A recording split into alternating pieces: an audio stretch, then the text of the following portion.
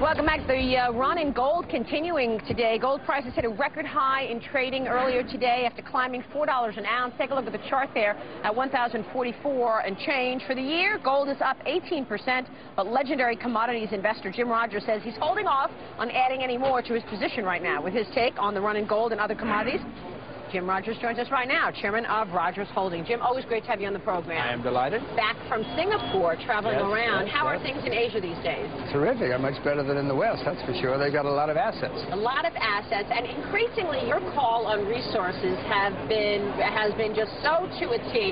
Now so many other investors around the world are looking for resource-rich areas to put their money. Tell me first about gold.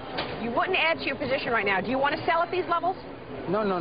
Gold is going to go much higher over the next decade or so. I'm not selling any gold. I wouldn't buy. I don't like to buy anything at an all-time high. But don't sell your gold. It's going to be much higher in 10 years. Where are the needs? I think the last time you made it was a joke, halfway joke, really. You said all those people driving those Mercedes better go get rid of the Mercedes and get in a tractor because that's really where the growth is, agriculture. Do you still believe that? Tell me where the growth in commodities are. Agriculture is one of the few places I know that's going to be the great industry of the next 20, 30 years. Just as we discussed last time, I mean, the fundamentals get better and better for agriculture. We have a shortage of farmers developing, much less a shortage of everything else. No, these guys are going to get rich. And we're looking at demand around the world continuing to increase, obviously, for food. Demand goes up, inventories go down. It's the perfect storm. So, you know, a lot of people talk about China as really being the big place for demand in terms of thirst for so many of these commodities. Is that where the business is, do you think? Is it elsewhere in the world? Where's this demand coming from? Well, China's growing. There's no question about that. But lots of other parts of Vietnam, I mean, Brazil, lots of places are growing. China's the biggest, and that's a part of it. But it takes more than China. And what are the most important commodities in your mind right now, based on that demand? Maria, whatever I tell you is not going to be the best, I promise you. But agriculture is the place to be. I mean, you know, sugar is at a 28-year high right now. I own sugar. Would I buy more? No. But some of the things that are still depressed, that's where you should look. How do I want to buy agriculture if I do want to go that route? Is this through an ETF, through an index? I buy through an index. That's the way I do it. But if you know a lot about cotton and you're bullish on cotton, you can buy futures, you can buy ETFs on cotton. There are lots of ways to do it now. What reverses this story? Is there anything out there that you're going to look at to say, okay, if this changes, I've got to change my whole investing theory when it comes to some of these commodities? Well, I mean, if suddenly somebody discovers a gigantic oil field in Chicago or Tokyo or Berlin, then I'd have to think about it. But, or if somebody discovers a huge coal mine here in New York Stock Exchange, then maybe, yeah. But these things take a long, long time. So the fundamentals in commodities just keep on improving, is what you're saying? Nobody can get a loan for fertilizer, even though inventories of food are the lowest in decades. Nobody can get a loan to open a mine. The supply of all commodities continues to go down. It's one of the few places where the fundamentals continue to improve. But what about valuations? Are some of these things getting too expensive? Cotton is 70% below its all-time high. Sugar, even though it's been running up, it's at a 28-year high, is 70% below its all-time high. How could that be too expensive? It's 70% below where it was in 1974. That's not too expensive. Okay, so are you looking at some of these nations like in Asia, China, etc., Brazil perhaps, as actually also investing in their equities because of the growth stories going on there, putting the demand story aside for commodities? I haven't bought any stocks except in China in a couple of years. Maria, if the world economy gets better, commodities are going to lead because there are shortages. If the world economy does not get better, commodities are still going to be a good place because governments are printing a lot of money, and if the economy doesn't get better, they're going to print even more. Always throughout history, printing money has led to higher prices. Always. May not this time, but it always has. What are the implications of that, Jim? We talked about the Federal Reserve and its actions a lot, the two of us. What are the implications of all of this? Do you worry about inflation down the road? Of course, don't you? Now, you have your butler do your shopping, I know, so you don't know. But the rest of us, we know that prices are going up. Ask your butler. He'll tell you. I'll do that. The price of everything is going up. Now, your driver, when you ask your driver, he will tell you that energy prices are down, but everything else is up in price. All right. You said, and I read this in your book to your daughters, A Gift to My Children, which was such a fantastic book, Jim. I'm so happy you wrote that book. You said, always be a contrarian. Yes. Tell me where you're a contrarian today. Well, by not buying stocks. because everybody says that everything is okay, the world is great. Don't worry. So I know in my mind there are problems still to come.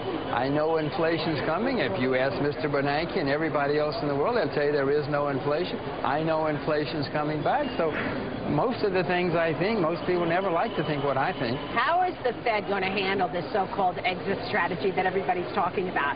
This is the biggest thing on the agenda right now. You know as well as I do, they're not going to handle it at all. And if they do, it's going to be bad. They're not going to get it right.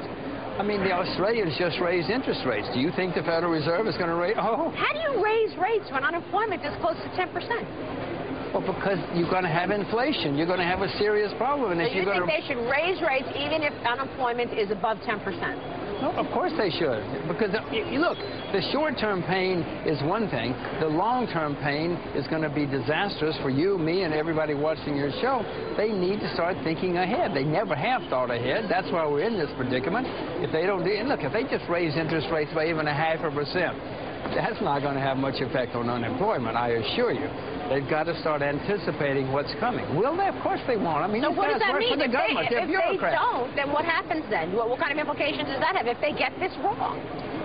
What do you mean if? They are going to get it wrong. It's going to have higher interest rates. The dollar is going to be even worse shape than it is now. We're going to have higher inflation. It's going to be a huge mess. Now, for a little while, and you got it right, actually, because for that little while the dollar was rallying, you bought the dollar. Yeah, I mean, I have some dollars right now. You have some dollars right now. More than I had last time you and I spoke. But it just seems to me that there's so many bears, including me, that usually leads to a rally. Now, I'm a horrible trader. I shouldn't even be trying this because I always get it wrong. But it seems to me there's going to be a bit of a rally. And if there's not, then I'll just have to sell lower. Again, you're a contrarian there. What other currency would you own, putting the dollar aside, if the dollar does go down further? Well, it depends on how the others react, but at the moment, my play is the yen and the Swiss franc, but mainly the yen. I guess I would probably have to buy the euro if the dollar does continue to get weak. These are the places that I would probably put money. Maybe the Canadian dollar. These are the places where I would put new currency money if I had to. What are you seeing in terms of the economic landscape around the world? Any thoughts on where we are in this recovery? Everybody says, okay, sure, we're out of a recession, now we're in a recovery, but maybe we bump along the bottom for a little while. What are you thinking? Some parts of the world economy are doing fine. I mean, if you're in agriculture or water treatment in the world, you don't know there's a recession. You could care less. If you're in infrastructure in Asia, you're booming. You don't care if Europe falls off the face of the earth. Some parts of the world economy are doing extremely well. If you sell to retailers in America, you may not be doing so well, but no, it just depends on the area of the economy. So you think that the BRIC countries, you mentioned Brazil also, the I did not mention Russia, I did not mention India, and I'm not going to. Okay. I'm not optimistic. So you're just talking really about China and Brazil right here. Well, other countries. Vietnam is doing well. There are other countries that are doing well right now. Sri Lanka. Where else are you investing, Jim? Not buying stocks anywhere. I'm only buying commodities because, as I say, if we get better, commodities will lead. If we don't get better, I mean, look at gold. Gold's going through the roof. Sugar's going through the roof. These are places that are going to do well because people are printing money. Would you buy the producers of some of the commodities? I mean, like, I don't want to, start making stock picks here, but if you're looking at like a Freeport-McMoRan, is that a way to play copper? If you're looking at you get the right stocks, of course, that's a way to play copper. The studies show that you buy the commodities themselves unless you're an awfully good stock picker. So I'm buying the commodities themselves through an index. I'm not trying to play the stocks because you could have commodities going up and stocks going down. I mean, if the stock market goes down, the stocks are not going to do well, even if the commodities go up. Well, this fourth quarter here, a lot of people are waiting on revenue growth. Would you short the stock market in the U.S. right here? No. I'm not shorting the stock market. You're just not going to go near it. It's because they're printing so much money right now. I mean, the stock market could go up a lot. You would be losing. Look, the American stock market is up this year, but the dollar's down. So you really haven't made, you think you've made money, but the value of the dollar is going down, so what you think you've made, you haven't. It's an illusion. Jim, always great to have you on the program. We so appreciate it. Thank you very much. Good to see you as well.